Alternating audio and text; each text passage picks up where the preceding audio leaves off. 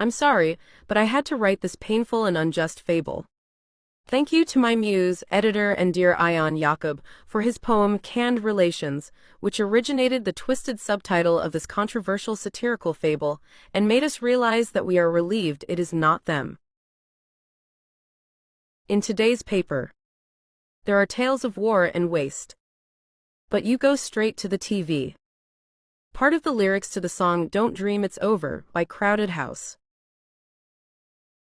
This fable controversial satire. Jacqueline M.Q. has written this controversial story to defend an idea that impacted her in the year 2017 to 2019, and that you will understand at the end of the reading.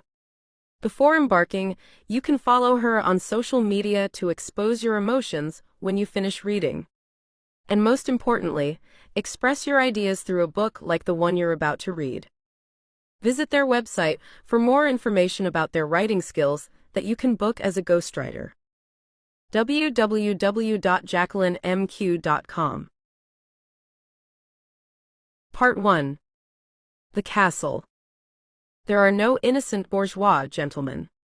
Emile Henry. Once upon a time there was a woman named Kala who had a dream to help everyone who needed her. That was why she decided to buy a castle with her husband on an island called Cyprus. They adorned each room, filled the walls with pictures in which she engaged herself days, and whose photos of the inhabitants would end up framed as trophies of her philanthropy. They wallpapered the walls according to the emotions they wanted to convey.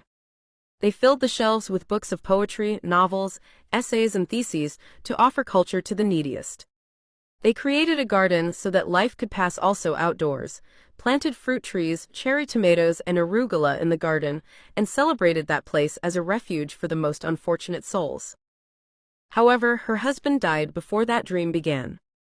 In the midst of mourning, Kala began to rescue all those who she claimed deserved her help, offering them a room in the castle, food, care, and above all affection according to her refined judgment.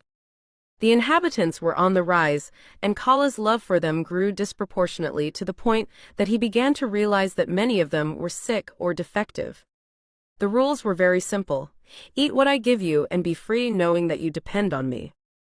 One by one they were dying until 8 remained, of royal lineage. Then Kala became the defective one. 2 days ago they found Kala dead in the castle. I present the suspects. The Marquis. I was the first to kill her. I didn't realize it until I saw the pool of blood spread across the kitchen floor.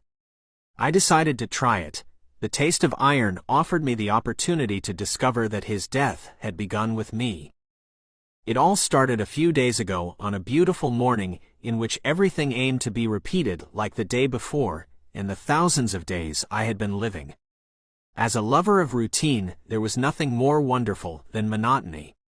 I loved the same smell of coffee that she made every morning, freshly roasted from Brazil, as she boasted, adored how her wide flower-filled pants moved, as if they were part of the wallpaper she used to change every 6 months.